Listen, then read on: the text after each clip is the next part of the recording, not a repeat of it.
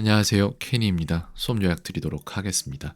오늘 수업 계획에서 말씀드렸던 것처럼 그 초반부에는 스펠링 쓰는 거 얘기를 조금 해봤어요.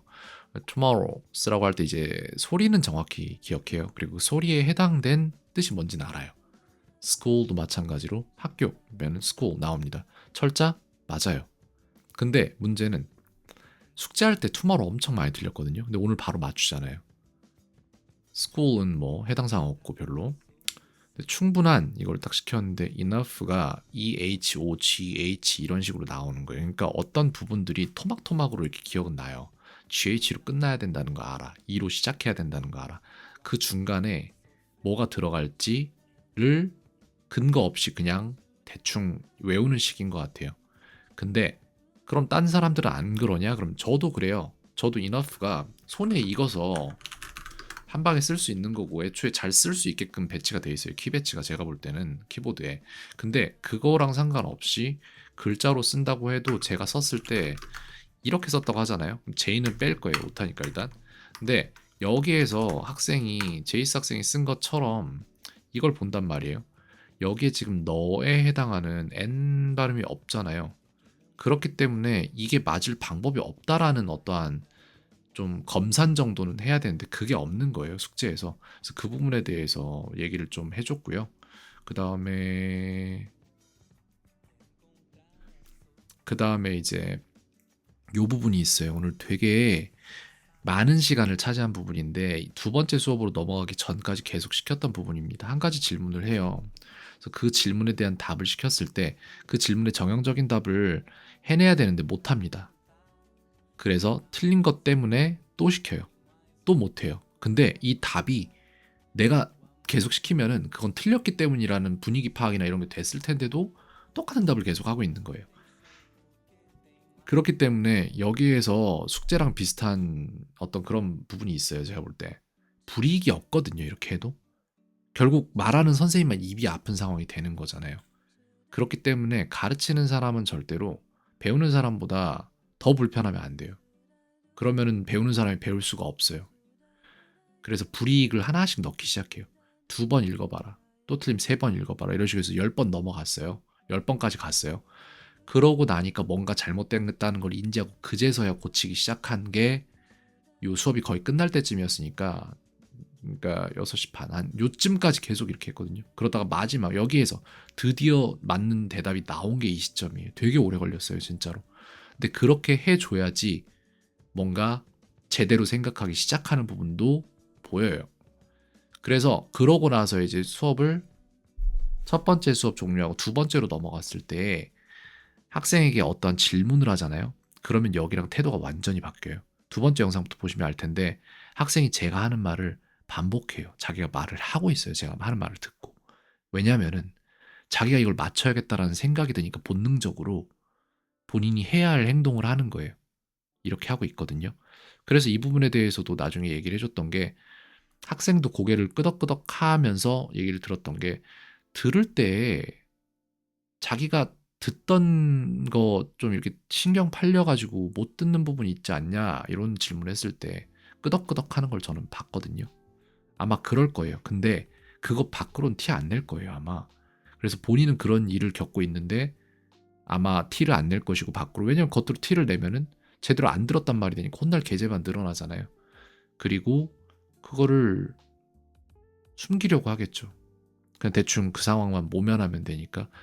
즉 질문에 대해서 제대로 대답을 하려는 마음이 생겼을 때랑 완전 달라요. 그리고 첫 번째 영상 끝날 때까지 보시면은 뭔가 억울해요. 표정부터. 되게 억울하고 서럽고, 서럽게까지는 안 가요. 요즘 마음이 그래도 꽤 단단해져서 나이가 좀 이제 조금씩 올라가면서. 근데 억울해, 뭔가 이런 게 있어요. 근데 두 번째 영상부터 보시면은 눈이 달라져요. 그리고 맞춰야지라는 생각을 하고 있어요. 진짜 뇌가 깨어나서 진짜 좀 뭔가를 하고 있는 게 보여요. 확실히 차이가 납니다.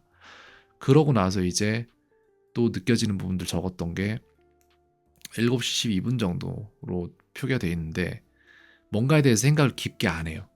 아, 요거 아닌가? 요거 아닐 수도 있어. 근데 여기 그 다음 걸로 보이는 거 7시 14분 정도에 보이는 게 잘 문제를 안 보는 문제도 있고 질문을 안 듣는 문제도 있고 그래요. 그러니까 무언가에 딱 집중을 해서 그것만 집중을 해야 될 때 그게 안 되는 경우가 상당수 있는 걸로 보여져요. 그리고 7시 30분에 있었던 일에서는 이제 핸드폰이 울려요. 진동으로 해놨기 때문에 진동이 울리는 건데 진동이 울리는 순간 눈이 돌아가고 모든 집중이 그쪽으로 쏠렸다가 다시 수업으로 돌아오는데 그 전에 듣고 있던 게 이제 싹 다 잊어먹어지는 거예요. 이 시점에 가르쳐주고 있던 어떠한 패턴이 하나가 중요한 게 있었는데 그거를 잊어먹는 거죠.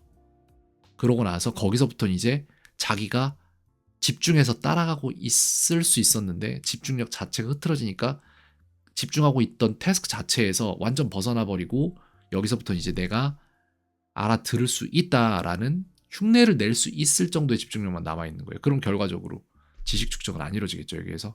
그래서 이 부분에 대해서도 일단 다시 얘기를 드리겠습니다. 지금 얘기를 할게요.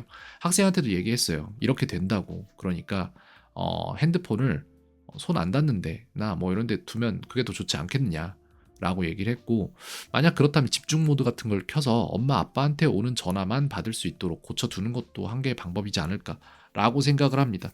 왜냐면 지난 수업에서도 친구한테 전화가 와서 전화가 왔다길래 받고 오라고 했거든요. 근데 전화 받고 와서 무슨 전화였냐고 물어보니까 친구가 수영장 가자 그랬다고. 그러니까 이거를 받은 거잖아요, 수업 시간에 전화를. 근데 그것까지는 나쁘지 않다고 생각해요. 상관없어요. 저 수업에서 밥 먹어도 되고 막 그런 사람인데 그런 거 갖다가 막 권위적인 모습을 보이진 않는데, 하지만 집중력이 떨어져서 수업의 효율이 떨어진다면 그건 문제가 돼요. 그렇기 때문에 전화는 꼭 받아야 되는 부모님 전화 정도? 그거는 벨소리로 해놔도 전혀 상관이 없습니다. 근데 그걸 제외한 나머지 때문에 진동음이 울려서 학생이 눈이 돌아가거나 이런 거는 조금 지양하는 게 좋지 않을까라고 생각을 하고 있고, 지금 제가 지적하는 모든 부분은 학생한테 그대로 다 말을 해줬어요. 나는 이렇게 생각한다. 이런 것들. 그리고 아까 이거 질문 잘 안 듣고 문제 잘 안 보는 이 부분도 얘기를 해줬는데, 저는 그래서 있잖아요. 저도 선택적인 집중이 되게 힘든 아이였어요. 굉장히 오랫동안 그랬습니다. 성인 때도. 근데 그거를 이제 저는 습관적으로 누군가랑 대화를 할 때 상대방이 대화를 하면은 저는 상대방의 하는 말을 머릿속에 그대로 재생시켜요. 그 순간에 똑같이 말하고 있는 거예요, 머릿속에서. 그렇게 하면서 제 주의가 집중이 흐트러질 만한 일 자체를 막아버리거든요. 그렇게 하고 상당히 시간이 지났을 때 느낀 거는 지금도 마찬가지지만 이 영상 찍는데 시간이 어느 정도 많이 들어갈 거예요. 근데 저는 그런 거 전혀 개의치 않아요. 이 영상에 제가 해야 하는 일을 최대치로 할 거고 충분할 만큼 할 거고, 그때까지는 세상에는 남은 다른 건 존재하지 않아요.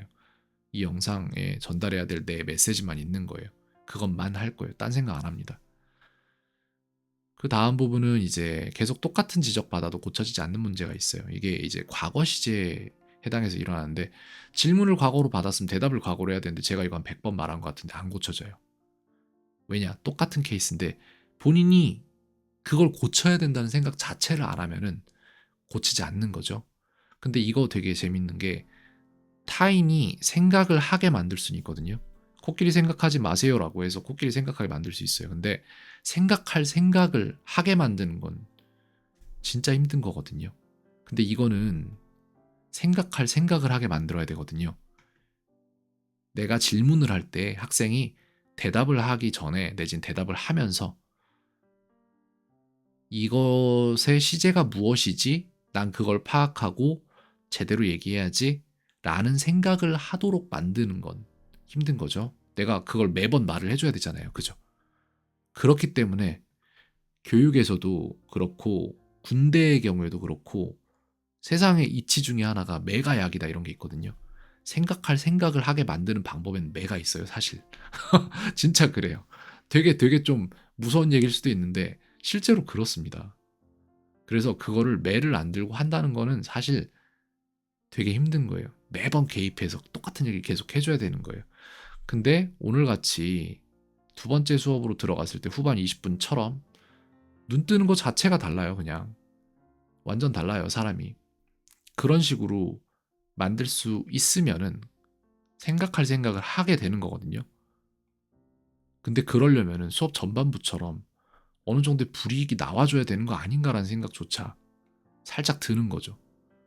그래서 이게 참 애매합니다.